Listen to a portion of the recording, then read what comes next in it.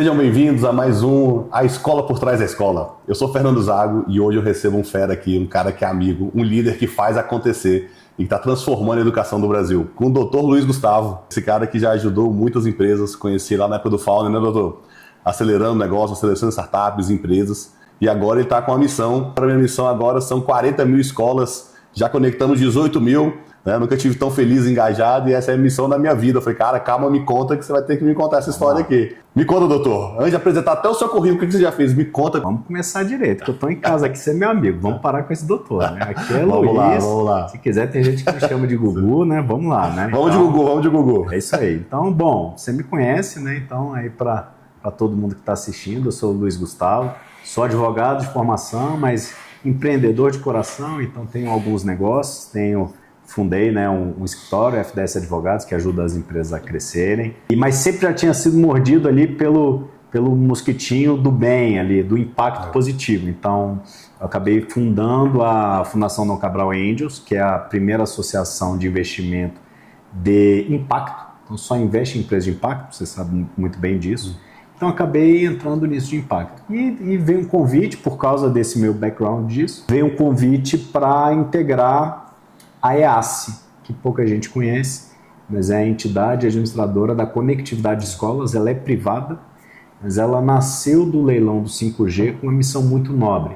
Então, na época, a política pública foi muito vanguardista. Então, decidiu assim, ao invés de entrar o dinheiro de outorga, né, o leilão do espectro do 5G. Então, quem ganhou a possibilidade de operar o 5G no Brasil, ao invés de dar esse dinheiro para o governo, teve que criar essa entidade, né, colocar todo o dinheiro lá, um valor expressivo, né, um valor público de mais de 3 bilhões. Então, agora, com esse dinheiro, vocês vão levar uma conexão de qualidade, uma internet significativa para as escolas mais afastadas do Brasil. Então, as escolas são majoritariamente rurais, existem muitas escolas indígenas e quilombolas. Então, a gente leva essa internet significativa para essas escolas. E quando não tem energia, aí a gente também leva a energia fotovoltaica para estruturar ali a escola e essa internet. Então sua missão hoje em dia está sendo visitar a escola, bater em escola de porta em porta e trabalhar a conectividade nas escolas. É grande a missão, porque também então eu estou como diretor jurídico e de governança, né, na EASSE, então tem muito contrato, tem um estímulo também para o provedor da ponta, então a gente tem esse estímulo para fomentar a economia regional, para que aquela pessoa leve a rede externa. Então tem muito contrato, né, no dia a dia, você também é advogado, não sei se o pessoal sabe. Então tem o jurídico e a parte de governança também é muito forte, porque veja, a gente responde, embora seja privado, o governo monitora isso, então a gente fala com o Ministério da Educação, frequentemente, semanalmente, com o Ministério das Telecomunicações, a gente fala com a Anatel, a gente fala com o TCU, a gente fala com o CGU, então a gente fala com um monte de gente. Então para orquestrar isso, a gente tem uma gerência de governança que está sob meu chapéu ali também, da minha diretoria. Eu tenho essa gerente, ou essa gerência, porque é mais de uma pessoa, para também conseguir fazer com que, coordenar tempos e movimentos, tem conselho deliberativo, tem assembleia geral, então é muita gente para a gente conseguir organizar e principalmente para permitir com que o time de operações, que é o mais importante, faça o que tem que fazer, que é conectar essas 40 mil escolas ainda esse ano. Legal, 40 mil esse ano ainda. A gente já está com 18 mil, chegando em 18 mil, está perto de comemorar esse número e a gente tem que finalizar com 40 mil esse ano. São fantástico. Mais de 120 aí por dia. Fantástico, que missão incrível. 120 escolas onde o time de vocês visita a escola e implementa conectividade para os alunos. Exatamente isso. Muito bom. Falando em conectividade, eu vi até um vídeo seu, você ali no Rio Innovation Summit, né, no finalzinho do ano passado. Isso, exato. E ele estava falando um pouquinho de IA, de revolução das escolas, como a conectividade traz isso para a vida do aluno, né? Conta um pouquinho qual é a sua visão aí de futuro em relação à conectividade e tudo que ela pode trazer dentro da escola, né? Exato. Vamos lá. Eu brinco que hoje em dia, para você falar... Você não consegue falar em cidadania sem falar em cidadania digital. Na verdade, a cidadania é digital. Eu coloco a conectividade, né, o acesso a uma internet significativa no mesmo patamar de energia, água, saneamento básico em geral. E pode parecer exagerado, mas aí eu desafio qualquer pessoa que ia pensar em passar um dia sem ter acesso nenhum à internet. A gente não faz nada, né? A gente tem acesso à saúde, a gente tem acesso à educação. E na educação, essa é uma fronteira muito clara, porque hoje em dia você tem muitos programas. Vamos pegar do básico, né? O que a gente tinha na nossa época aí, somos mais ou menos contemporâneos, a gente tinha acesso à biblioteca da escola. Então, o que estava ali na biblioteca era o nosso padrão ouro. Então, a gente tinha acesso àquela literatura. Hoje você tem acesso a tudo, né? Uma literatura mundial, e existe esse acesso efetivo, né? Existem vários programas, não só de governo federal, municipal, estadual, que permite com que esses alunos tenham acesso a esse tipo de material. Qualquer tipo de aprendizagem baseada em projetos, você precisa ali da internet. E eu estou falando de escolas que você demora 5 dias de barco, então não é o nosso dia a dia. São realmente alunos que não têm uma oferta mínima de serviços básicos. Então a gente entende que ela é o vetor para levar esse progresso. Eu digo que essas pessoas a gente não consegue equiparar ainda, e eu ainda confio nisso, ao que a gente tem de ponta no ensino privado. Mas eu sei que esses alunos não teriam chance de nada. Agora eles têm alguma, e aí a gente tem que trabalhar que essa chance, que ainda é baixa, mas que era nenhuma sem esse acesso, sem essa conectividade, para que esse que seja baixo seja cada vez mais próximo do alto. E aí tem um monte de ferramental. Eu até brinquei lá no Rio Innovation que eu falei, olha, eu quero discutir a qualidade ou o que a gente pode fazer com IA, com um tipo de ferramenta, mas para isso tem que chegar à internet primeiro. Então estou ainda nessa parte básica, mas a gente sabe, você é um caracaço nisso, a gente sabe que o mau uso da internet é muito deletério, é muito ruim, mas o bom uso dela é transformador. E aí, olhando o Brasil, a gente consegue diminuir gargalo com os principais, com as referências mundiais de ensino, né? Só tem que fazer bem feito. A gente fala de impacto positivo, então um dos grandes impactos que a gente pode trazer aqui é essa redução dessa vala que existe entre o público e o privado, né? A conectividade, com certeza, diminui essa distância, né? Diminui demais. Eu diria que é o maior encurtador dessa distância.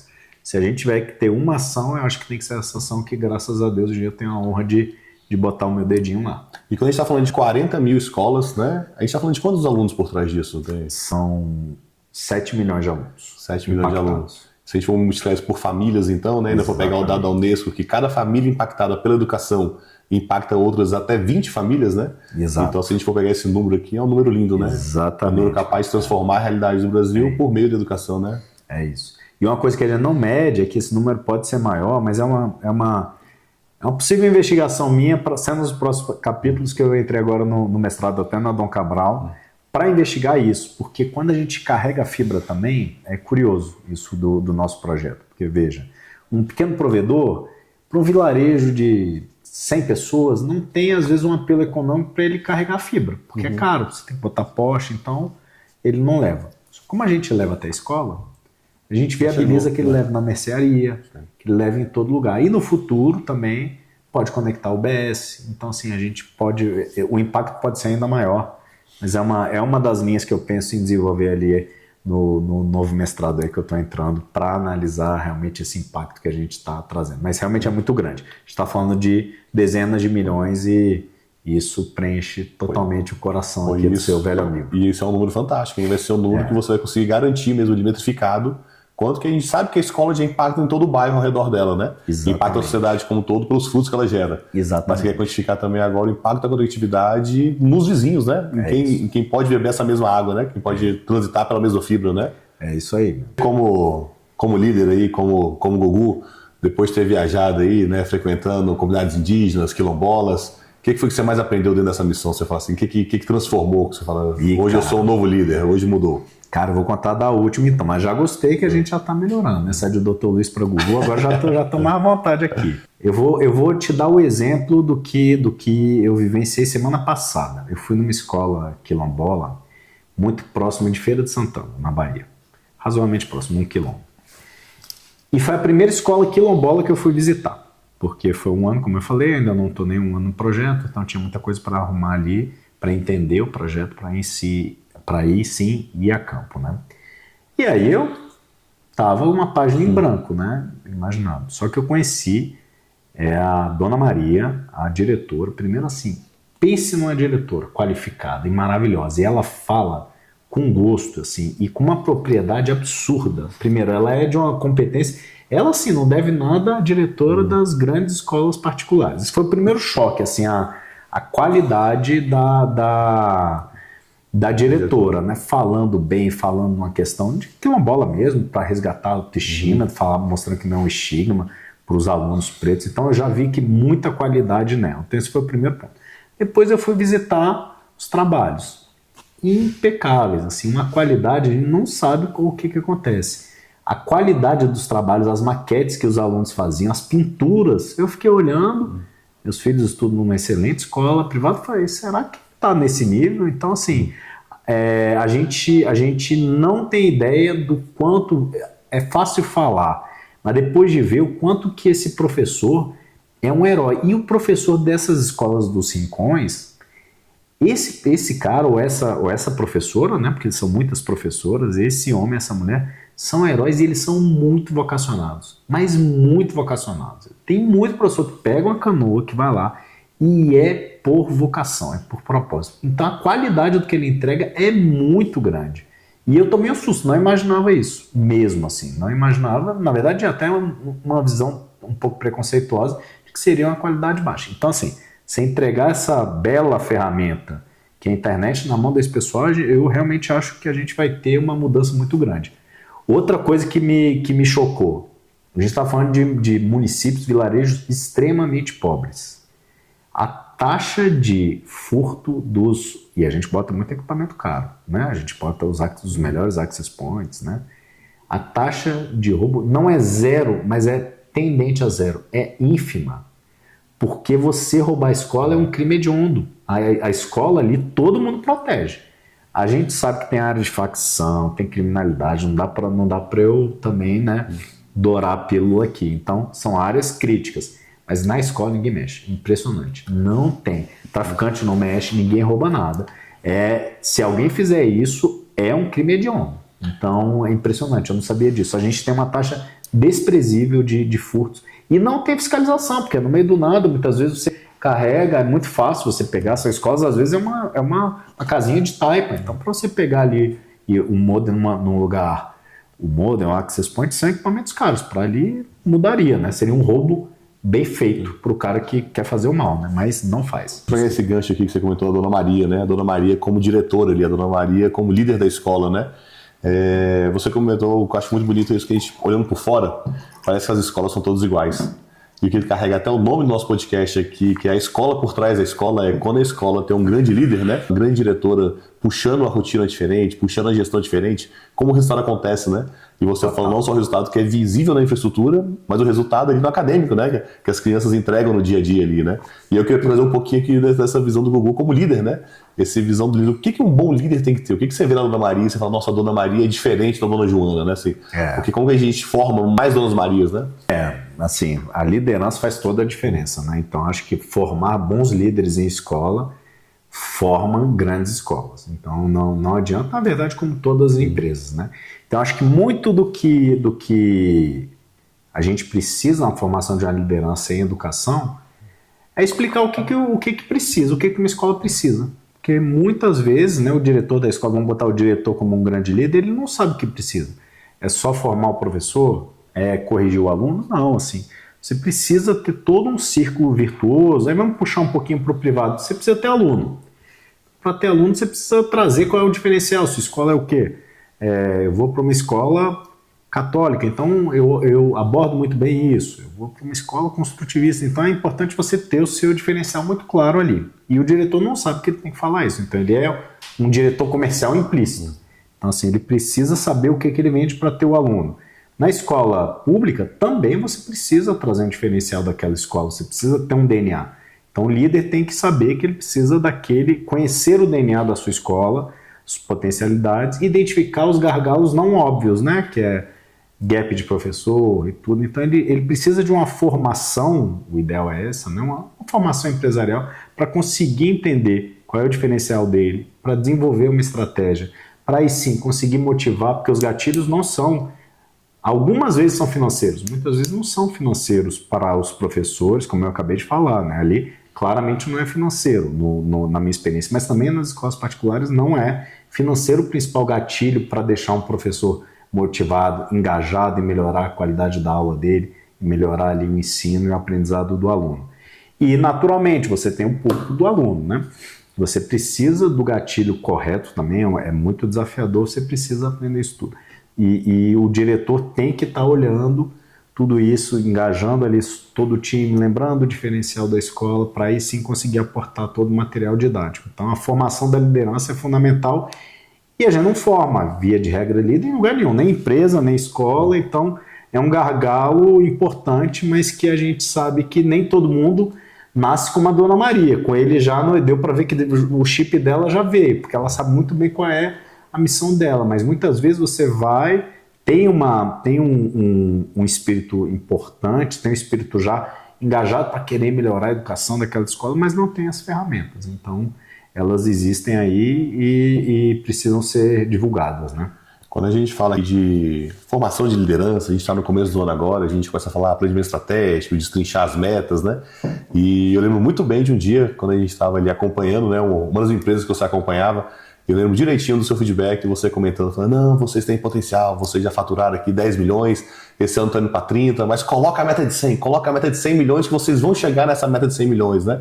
Como é que é esse encorajar, essa importância de fixar um alvo, né? De fixar uma meta ali para a liderança, né? É isso, eu acho que a gente tem que ter metas ousadas, porque se você olha todo dia para aquele número, é claro que o número tem que ser atingível. Naquela época era atingível, você sabe disso. Mas você tem que ter uma meta encorajadora para justamente acordar todo dia lembrando daquilo. Pronto, eu tenho essa meta de 40 mil, é muito difícil. Então, eu desdobro os meus SLAs do jurídico em metas, às vezes, de um turno. Eu tenho que fazer um contrato no turno. Qual o contrato que eu tenho que fazer em um turno? O contrato que é um aditivo, que é para conectar mais escola. Isso é inegociável. Então, se eu tenho uma meta desafiadora, eu preciso depois desdobrar nos indicadores que efetivamente levam àquela meta, e aí eu tenho que ser intransigente em cobrar aquele indicador. Porque se ele não for atingido, mas eu fizer tudo possível e tangível para chegar nele, aí tudo bem, aí a gente tem uma história adequada para contar. Mas se eu digo qual é a meta, se eu sei exatamente o que eu tenho que fazer e não faço aquilo todo dia, aí muito provavelmente eu estou no lugar errado ali, ou a empresa não sabe me cobrar, ou de fato eu não estou 100% comprometido com aquela meta ali. E a gente sempre tem, acho que um atalho fundamental, sempre conectar a meta com um propósito de todo colaborador. Porque se não estiver conectado, provavelmente o colaborador está no lugar errado, ou a empresa está no lugar errado de não mostrar que aquele sonho grande impacta decisivamente em toda a estrutura organizacional da empresa. Então, essa é uma coisa, é uma questão que eu acho que muitas vezes grandes empresas falham, sabe? Então, assim, comunica o sonho grande, por que aquele sonho grande impacta o colaborador, por que ele é, não só a RV, não só a remuneração variável, mas sobre a construção de vida, o que ele deixa de legado. Eu trabalho na empresa XPTO que quer chegar naquele lugar, eu ajudei, mas eu queria chegar ali também. Então, acho que é muito importante essa comunicação bidirecional, porque você identifica, o erro foi da empresa? Então, próxima vez vamos comunicar melhor nossa grande meta, as nossas grandes metas e por que as pessoas precisam. Se o colaborador não estiver engajado, é porque essa grande meta não conectou com o coração e com a alma dele e está tudo certo, ele procura outro lugar. Um erro que a gente trabalha muito com as lideranças é que muitas vezes a liderança pega e fala, né, mas eu estou trabalhando sozinho, parece que só eu estou remando aqui. Isso normalmente é um efeito colateral de você não ter fixado bem a meta, o alvo, né? Exato. E nem explicado para os seus liderados como que a gente vai chegar lá, né? Exatamente. Você fala, então, uma vez o time não tem clareza de como que a gente vai chegar lá, aonde a gente vai chegar, e você quer que ele chegue, né? Então, assim, não vai chegar, né? E essa competência é do líder, né? Então, se você não fixou bem as metas e não destrinchou como a gente vai chegar lá, a probabilidade de não chegar é altíssima, né? E essa culpa é sua como liderado, né? Então, você como líder tem que aceitar que você tem que melhorar, né? Então, às vezes não é uma questão de time, né? Mas você trouxe aqui uma questão de time que é legal, né? Você trouxe, muitas vezes a empresa vai crescendo, a escola vai crescendo, e a gente é muito grato a quem levou a gente até aqui, mas muitas vezes também a gente tem que entender que não é quem vai levar a gente para um outro patamar onde a gente quer chegar, né? Então essa capacidade de conectar com o sonho da pessoa, né? Então qual que é o sonho do Google hoje? Está conectado com o nosso propósito? Né? O nosso crescimento está conectado com o seu crescimento, né? Esse elemento de expectativa é fundamental, né? Exatamente, cara, exatamente. E eu brinco até no escritório, e já falei isso também na IAS, né? Que a Disney trouxe um grande problema com a ideia do feliz para sempre. Então, assim, pelo menos no mundo empresarial, é feliz enquanto aquele propósito, aquele objetivo for comum. E tá tudo bem, então justamente você deixa ali o seu legado, mas é muito importante estar sempre conectado com aquilo que aquela empresa faz. E hoje em dia até as gerações mais novas, elas têm essa ideia, né, de novas experimentações. Então você vive um sonho aqui, o outro acolá, então assim, mas é muito importante que a sua equipe e desmembre-se em anos se for necessário, mas poxa, no planejamento estratégico de 2026, que a sua empresa ou a sua escola, pública ou privada, olhe para o time e fale, esse time segura o rojão. Nunca vai ser o time ideal, eu sempre falo que deve ser horrível treinar o PSG, né? Muito melhor o Flamengo que quase levou lá, né? Mas assim, nunca vai ter um time, o time perfeito também é difícil porque você tem que depois puxar para uma potencialidade, é mais difícil para um líder treinar um time perfeito. Nunca vai ser perfeito, mas você tem que olhar e falar, dá conta do rojão.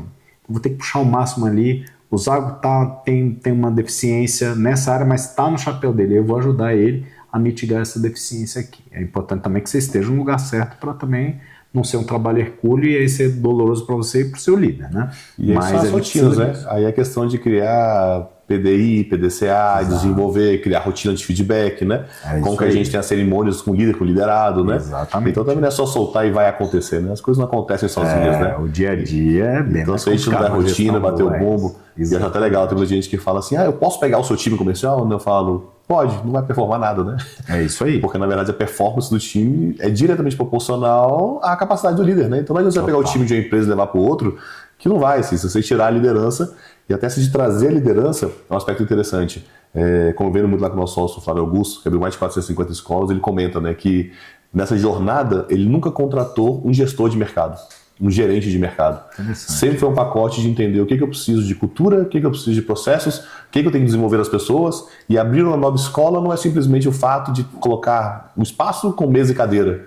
Na verdade, abrir uma nova escola é quando eu tenho lideranças suficientes para atuar naquela nova escola. Perfeito. Então, meu processo é sempre estar formando novos gerentes, né? Porque esses novos coordenadores, novos diretores são quem possibilitam a expansão da escola, né? Perfeito. Então, se você não forma ninguém no dia a dia, a escola cresce e começa a virar o caos, né? Então, é aqui que a gente fala de como o nosso trabalho como líder no dia a dia é formar e desenvolver gente. E é isso que a gente faz muito para Claraval, né? Com certeza, cara. Nada foi no ponto.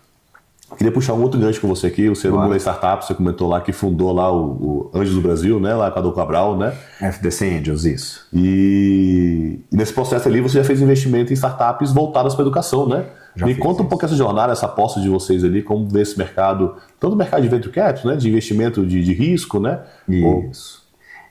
Vamos lá, eu falo com o maior orgulho, né? Porque a gente só, assim, em geral, né, podcast a gente só fala as coisas boas, mas assim, já investi. Não, você pode trazer o mundo real mesmo, pode trazer. Já investi numa EdTech que quebrou, não foi para frente e foi um dos maiores aprendizados. Eu sou muito grato ali. Foi um MBA, o valor do investimento valeu como um MBA, né? É um mercado duro porque eu acho que o grande ponto para você entender, é um mercado maravilhoso, em expansão. A gente tem vários segmentos, né, de EdTechs e eu acho que todo país, ou enfim, a iniciativa pública e privada tem que fomentar, porque de fato a gente leva a internet, né, que muitas vezes é um dos insumos básicos, mas a gente precisa de muita coisa para diminuir o gap. Então acho que as EdTechs estão aí para isso. Então é ODS na veia, né? Assim, é um objetivo da ONU e a gente precisa fomentar.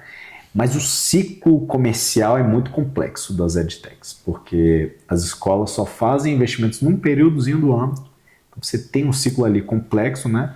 E você tem que mostrar, as escolas também têm batalha por margem. A gente sempre pensa, nossa, né, as escolas privadas estão nadando dinheiro. Não.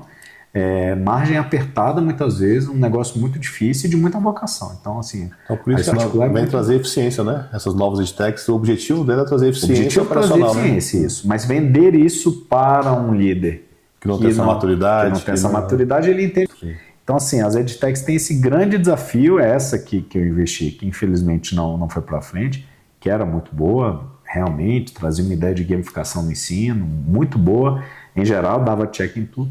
Não teve essa capacidade, talvez, comercial, e não tocou exatamente no quanto que ela poderia ajudar ali no número, nesse dia a dia duro de um diretor de escola. Acho que precisa justamente estar versado para entender. Então, eu vejo assim, várias verticais maravilhosas para as EdTechs, um caminho hoje em dia muito próspero, né? com esse acesso irrestrito, né, de conectividade, de outras ferramentas, mas ela precisa decodificar esse mar de tecnologia de uma forma muito assertiva para a educação, porque o que a gente mais ouve é IA, é tudo, mas o que você me ajuda aqui? Aonde é que você vai? É no aluno? É no professor? Por quê? Que objetivo eu posso esperar de você? Se eu te medir em 6 meses, você realmente vai entregar? Então, acho que esse é o grande desafio do mercado de EdTech hoje em dia. E olhando aqui, como a nossa audiência fala muito com liderança das escolas, né? E você que fomenta esse outro universo, né? Que match você pode dar, assim? Facilita a vida do diretor, né? Assim, ele pode abrir a escola, ele pode acreditar, ele pode trazer novos startups, trazer novos alunos, incentivar essa inovação dentro da própria escola, né? Traz uma mensagem aí de incentivo aí para essas nossas lideranças dentro das escolas de abrir as portas e acreditem, né? Que esse mercado não só das empresas tradicionais, né? Ela vai investir em software, em startup, em gamificação, que você comentou. Tem essas gigantes do mercado que estão aí há muitos anos, mas também tem um leque muito grande de empresas pequenininhas, né? Exatamente, Não, eu acho que vocês aí, grandes líderes, né, passam...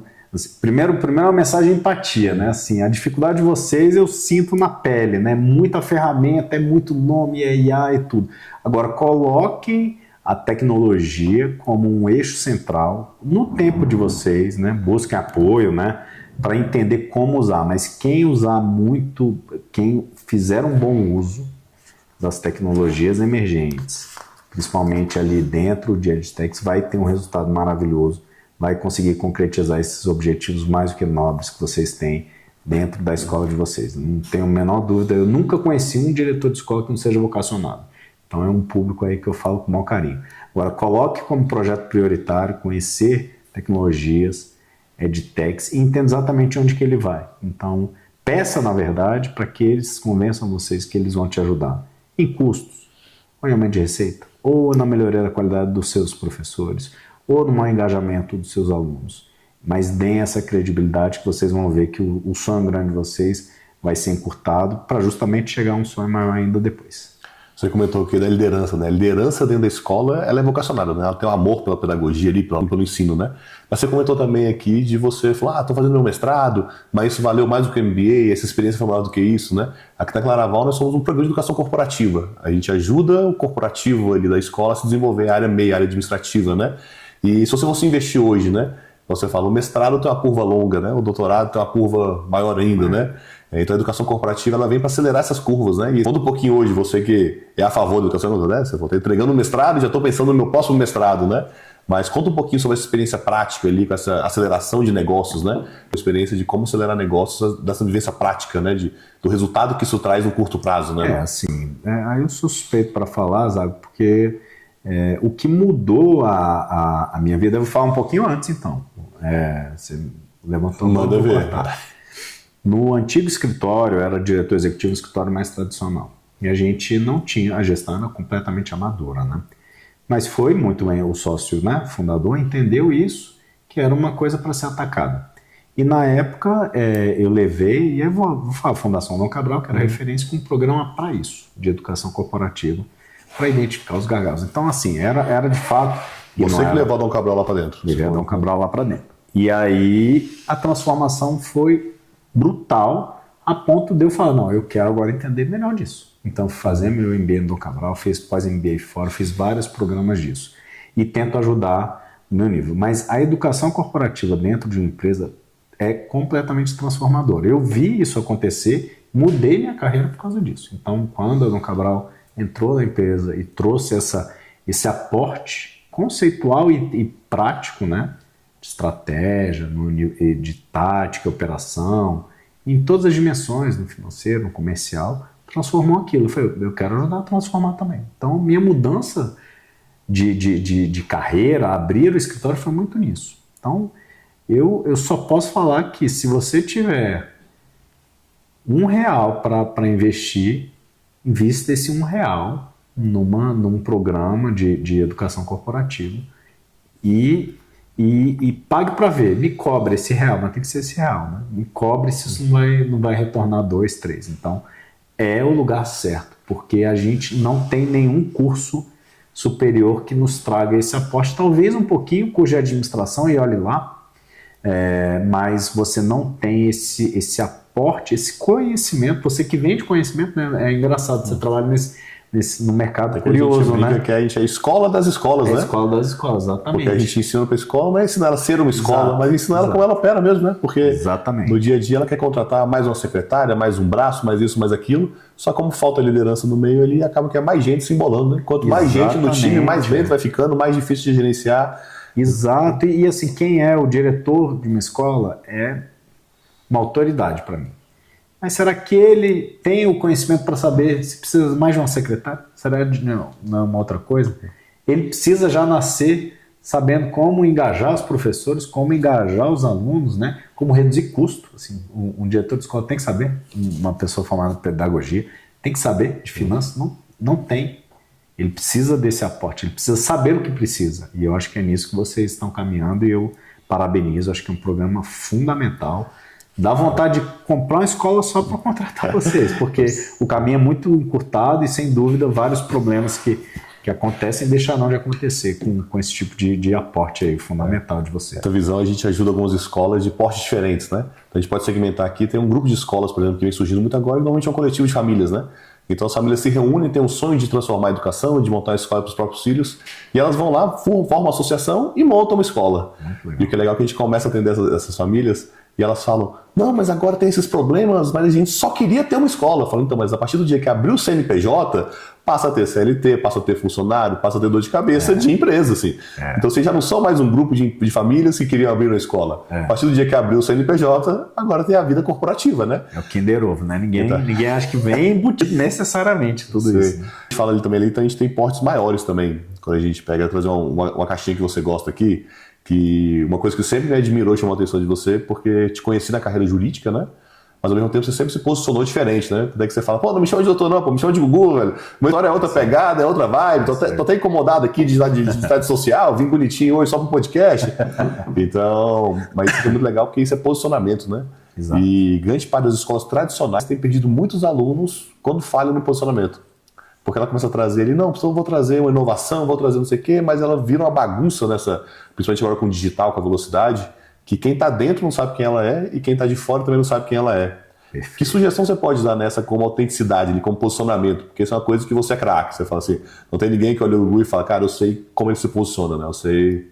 Maravilha, não, eu acho que a primeira grande questão é, posicionamento sempre foi um diferencial, mas hoje, para uma escola, não abre uma escola se você não tiver clareza do seu diferencial, porque os pais hoje em dia exigem, né? A gente está numa sociedade super complexa. Você quer colocar o seu filho numa escola que compartilhe com os valores que você tem, ou com a visão de mundo que você quer para aquela criança. Então, assim, hoje em dia é difícil você sobreviver no mercado se não tiver muita clareza. A parte boa é, se você tiver um diferencial estratégico claro, e aí eu não vou nem entrar, pode ser valores de família, pode ser valores de tecnologia, você pode ter o diferencial que você quiser. A parte boa é, você vai ter aluno, porque o mundo está tão complexo que você tem, hoje em dia, famílias que querem diferentes qualidades para a formação dos filhos. Eu acho que é tudo legítimo. Agora, então você vai ter. Agora, se não tiver um diferencial, você não vai ter aluno nenhum. Então, assim, é difícil, mas tem que ser uma coisa que conecte com o seu coração, com a sua alma, eu acho, né? O diretor tem que saber, o fundador de uma escola tem que saber.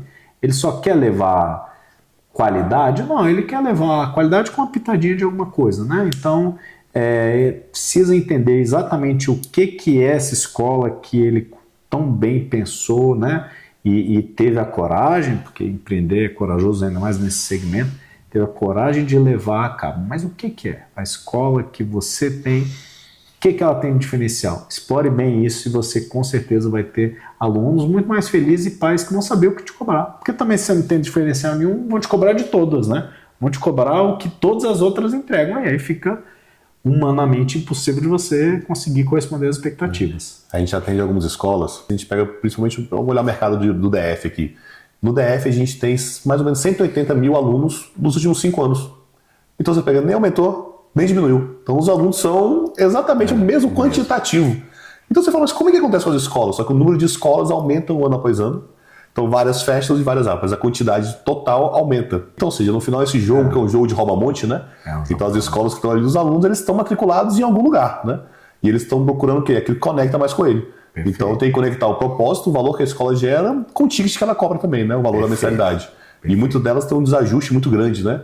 Então muitas delas estão reduzindo o preço, entra na guerra de preço, achando que é simplesmente a guerra de precificação, enquanto não é, né? Na verdade, é muito melhor você se posicionar num diferencial e conseguir, de fato, chegar naquela parcela onde você atende com excelência, do que entrar na guerra de preço sem saber para onde você está indo, né? Não? Perfeito, exatamente. É um jogo que hoje em dia não é uma opção. Você tem que ter posicionamento claro e uma gestão cada vez mais profissional. Agora também, se você tiver os dois, você vai conseguir prevalecer no mercado. Que bom que você já entrega na verdade, os dois, né? Você entrega bem um pacote, né, de uma gestão cada vez mais profissional e ajuda a construir esse diferencial. Esse eu acho que é um caminho que não tem erro. Agora, se você vai estourar, vai ser a maior escola do Brasil, se for esse seu interesse, aí já são outros 500. Agora, sobreviver nesse mundo, sobreviver com dignidade, podendo, né, se aperfeiçoar, com quase certeza eu acho que você consegue. Dificilmente não vai conseguir bem se você trabalhar esses 2 pontos. Pelo menos já são 2, né? 2 pontos de partida, que quando desdobra a gente vê que é mais difícil, mas que pelo menos você está aí para ajudar, né? E enfim, e várias ferramentas aí também. Tem um ponto aqui que você é craque, e esse aqui eu queria explorar com você, que eu acho que você é um dos maiores entendedores disso no Brasil, quando a gente fala de governança dentro do societário ali, né? Então eu já vi você fazendo e ajudando muitas empresas nessa caixinha, né? E quando a gente olha para a escola, igual eu te falei, tem muita escola ali que é escola confessional e está explorando novos níveis societários. E você tem outros níveis de escola também, que é um grupo de pais, um grupo de professores que acabaram de se juntar. Então, propósito, aquele grupo de professores se juntaram, 3, 4, 5, 6 professores, ou 4, 5, 6 famílias se reúnem e fundam a escola, né? E o societário?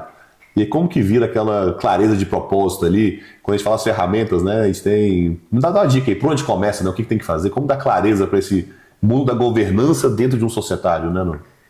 Vamos lá, né? Essa parte realmente é o que eu trabalho há mais tempo, né? Você está sendo gentil aí falando que eu sou craque, mas enfim.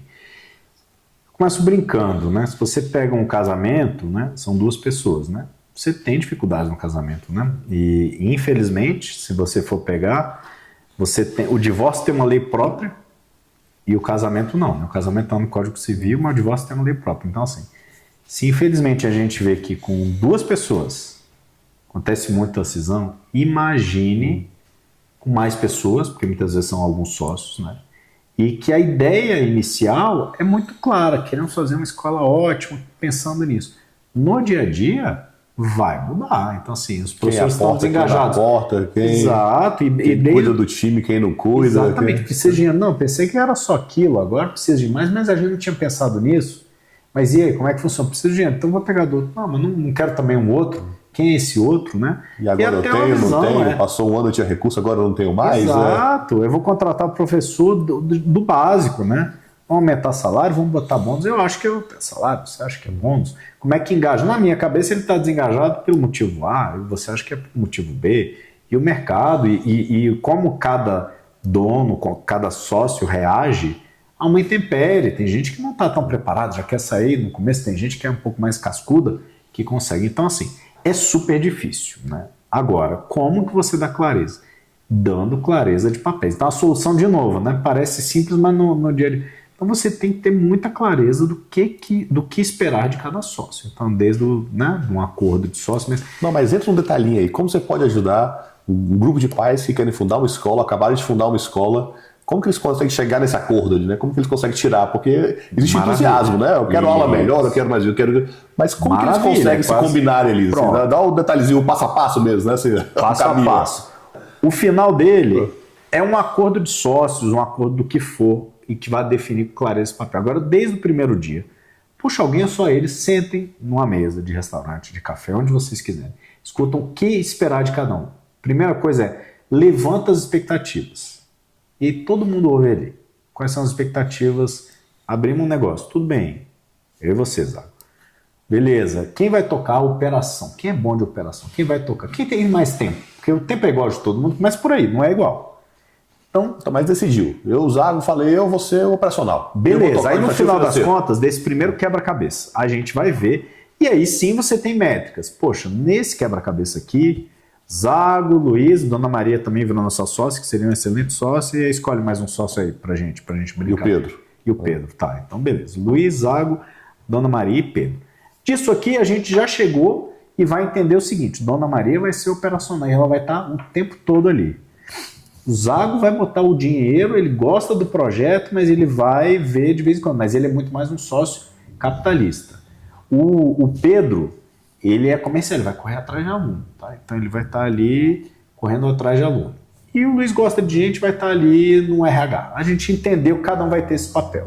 Parecia um pacote perfeito, né? Parecia um quarteto aí que tem tudo para encaixar. Exatamente. Só que agora vamos para o cenário ruim. Vamos lá que quem estava no comercial não conseguiu trazer as matrículas. Quem estava no financeiro falou, olha, não vou aportar mais, não tá alavancando, não está indo no ritmo que a gente queria, também não tem o dinheiro infinito. Exatamente. Dona Maria é um amor com as crianças, mas não está trazendo o resultado também que a gente esperava com as famílias e coisas. Como que a gente encaixa isso agora? O sonho virou um pesadelo. O sonho virou pesadelo, exatamente. Aí a gente vai para uma premissa fundamental do direito societário, da questão de governança. São os chapéus. Você pode ser dono, mas pode ser completamente inato, até para tudo ali. Às vezes você pode até sair, mas uma coisa é o chapéu de sócio, outra coisa é o chapéu executivo. Então, por exemplo, o sócio que tinha uma meta de matrícula, não bateu, o que faz com ele? Demite ele da função de executiva de diretor comercial. Pode ser que ele não tenha nenhuma outra. Isso vai reverberar, significa que ele vai ter que sair? Não necessariamente. Ele não precisa sair da sociedade de jeito nenhum. Pode ser só um sócio de capital, pode ter ali, mas ele tem que entender, e os números, por isso tem que ter uma capacitação como a que você entrega, tem que ter os números. Se ele não entrega, alguém vai ter que entregar bem aqui. Então, não é uma questão pessoal, não é uma questão pessoal. Não é contra A ou B, não é uma questão do CPF, né? Você já tem um grande método de abrir aquela escola. Bacana, você tem um diferencial. Isso não significa que você vai performar bem. Então você pode ter vários papéis dentro de uma organização. Entenda qual é o seu papel de sócio, que no final das contas é isso. Colocar capital, no final das contas é isso. Colocar capital e eventualmente tirar dividendos, se depois pagar todo mundo, né, ver todo mundo, sobrar dinheiro. Esse é um papel. Só que a gente sempre abre com mais de um papel, tocando comercial. Agora, com certeza tem como regra um comercial que é melhor do que o sócio que abriu para estar ali. Então, em algum momento, essa troca pode acontecer. E essa mistura, né? Esse é um erro muito grande, onde normalmente a mantenedora, né, onde os sócios, eles se misturam no operacional, total, né? E aí você fala, e ele não é o melhor para o operacional, né? Mas até quando vai isso? Quando a gente aceita isso, essa tolerância ali entre...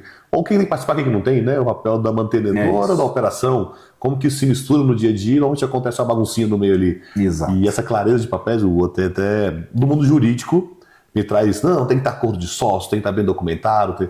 Só que o que eu gosto... Isso é um documento muito bonito para resolver o problema na justiça. Porque a gente tem ajudado muitos mantenedores, donos de escola, a falar, não... A gente vai fazer na prática dar certo, né? Isso. Da prática dar certo, muitas vezes, é demitir você e colocar uma pessoa que a instituição precisa, que a instituição de ensino precisa, que não é você. Isso. Mas não significa que você está demitido do societário, né? Mas também não significa que o arranjo não deu certo, né? Assim, mas é aquilo que a escola precisa, né? Perfeito, é. Você foi no ponto. Pouco adianta um acordo de sócio bem escrito se você não vivenciou. Que é isso? Essa setar, né, estabilizar as expectativas, ter essa clareza, ter a clareza de que você mesmo, dono de uma escola, pode ser que você performe mal numa função executiva, isso é quase uma questão terapêutica, é uma questão de convencimento e você aos poucos vai entendendo. Aí depois pode nem estar escrito no papel. Se tiver um papel muito bem escrito que você não entende isso, vai dar problema.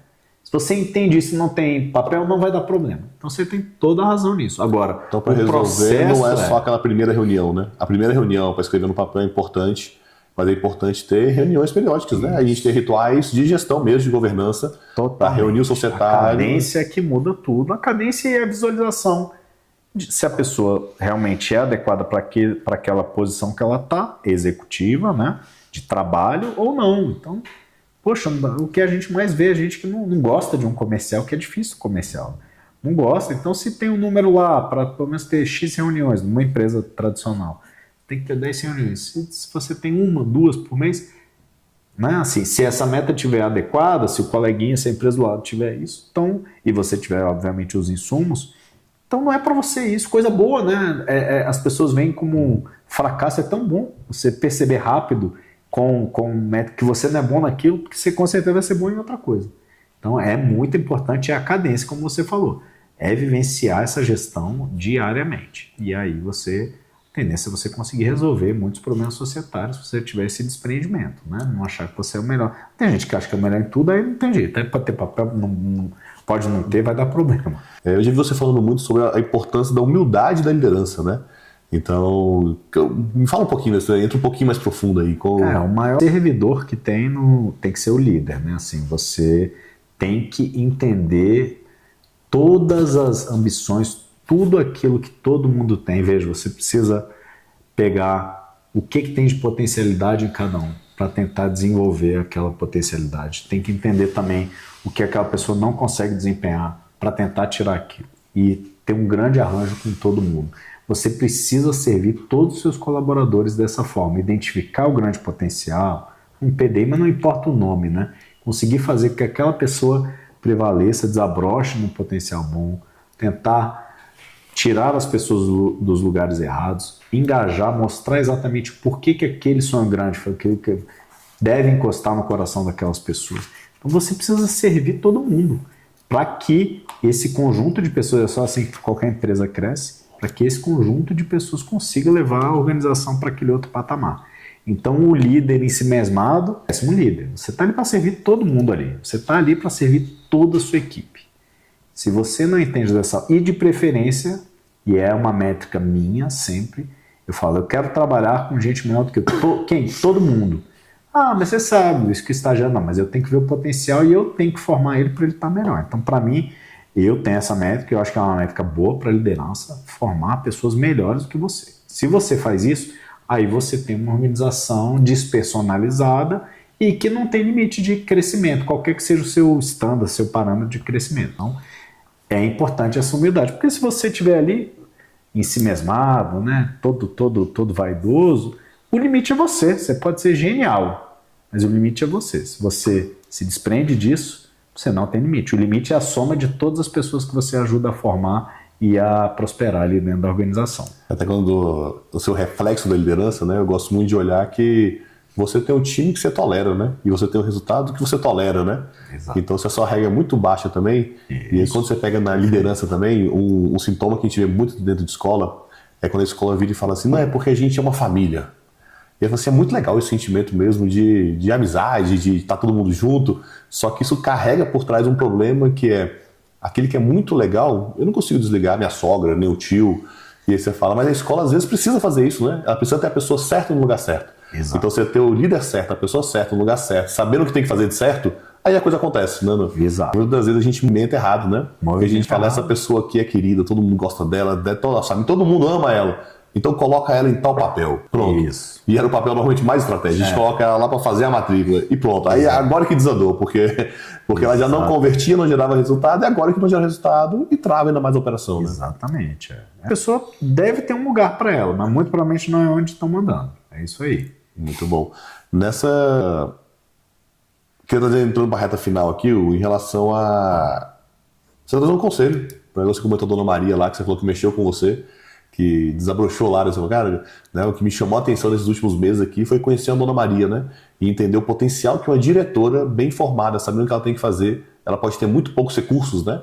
E ela consegue gerar um impacto, que você falou que para mim, olhando por fora, eu não consegui enxergar. Mas olhando por trás da escola, é muito maior esse impacto da Dona Maria, sabendo, né? Ou seja, é a líder certa, no lugar certo, fazendo a coisa certa, né? Exato. E do outro lado tem até a escola que tá a fachada bonita, parece que tá tudo bem, mas ano após ano, né? O pedagógico está declinando, a matrícula declinando, tudo caindo, né? Então, que conselho você dá, assim, para como a gente ter mais Donas Marias, né? Mais diretoras com a Dona Maria? Eu vou voltar naquele ponto, né? Entenda em que escola você trabalha, ou qual é a sua escola, né?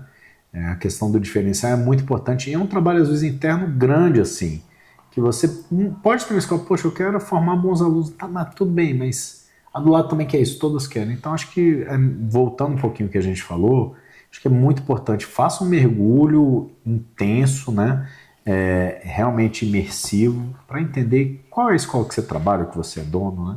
Então, saiba disso. E o segundo, essa lição de humildade de ter a certeza de que você não tem as ferramentas, nem as competências, nem o ensino necessário para fazer essa escola ou esse sonho grande chegar no maior potencial.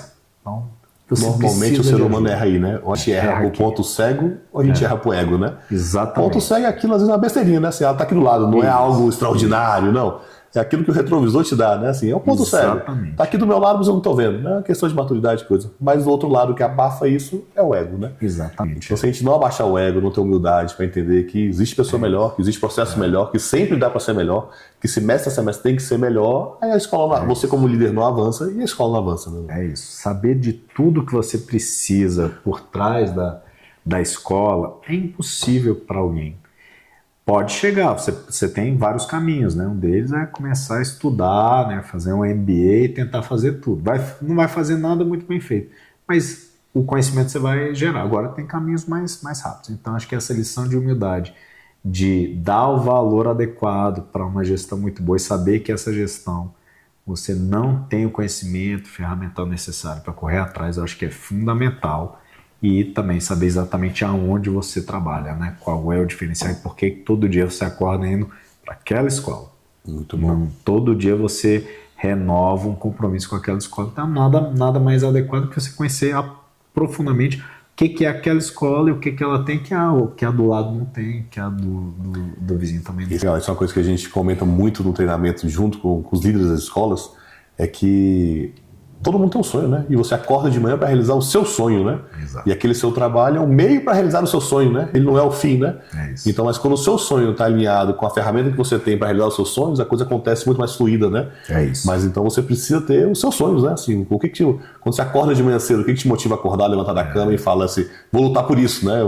E trabalhar dá trabalho, né? Assim, mas eu vou trabalhar para quê, né? Primeiro para realizar o meu sonho e fazer isso por meio da escola, por meio da educação, por meio da minha profissão, do meu trabalho. Né? Ou então, brincando com o que eu faço, você paga a internet para quê, né? Eu pago a internet para chegar nisso. Então é exatamente isso aí. Muito bom. Gugu, entrando na linha final da gente aqui, queria te agradecer pra cacete, pô. Parabéns, velho. Cara, são 40 mil escolas, né? Para bater 40 mil escolas tem que ter alguém com um desafio desse tamanho, né? Com tamanho de gestão e governança desse tamanho. Com certeza, cara. Obrigado demais. É isso, trabalhar com um sonho grande desse faz toda a diferença. O meu nível de motivação é lá em cima e realmente eu fui um privilegiado de receber esse convite e te agradeço e vamos lá, e vamos entregar e a gente vai comemorar essas escolas aí, que eu sei o quanto que você é um grande entusiasta também da educação e é uma vitória do Brasil, né? Se der certo, né? Vai ser esse desafio bem sucedido, todos nós ganhamos. Parabéns, velho. Obrigadão, velho. Sua missão de 40 mil escolas, vai bater as 40 mil, tem que ter um cara porreiro igual tu, né? Assim, alguém que vai dar ritmo, governança, constância ali para atingir isso. O Brasil precisa de alguém assim, né? O sonho da educação, da transformação precisa de um cara bom que nem tu, velho. Parabéns, velho. Segue firme, velho. Depois volta pra contar mais pra gente, pra contar como é que foi essa jornada mergulhando em 40 mil escolas, né? Tamo junto, cara. Eu acho assim, eu te agradeço, muita gentileza, mas eu acho que qualquer pessoa que recebesse um convite tão honroso desse, iria porque realmente você fica no nível de engajamento e motivação muito alto, pode ter certeza que eu vou fazer o que puder. Meu pedacinho é pequeno, mas como a gente falou, né, é a soma de colaboradores e executivos motivados é que conseguem levar para o sonho grande. Lá o sonho grande está muito claro e eu vou fazer o que for possível aqui. Vamos comemorar, porque você é um grande entusiasta da educação. Você sabe muito bem que isso impacta a todo mundo, impacta você, impacta a sua grande e bela família. Então, o sucesso dos alunos das escolas públicas traduz no sucesso de todo um país. Então, vamos junto. Parabéns, amigo. Valeu, cara. Obrigadão. Valeu.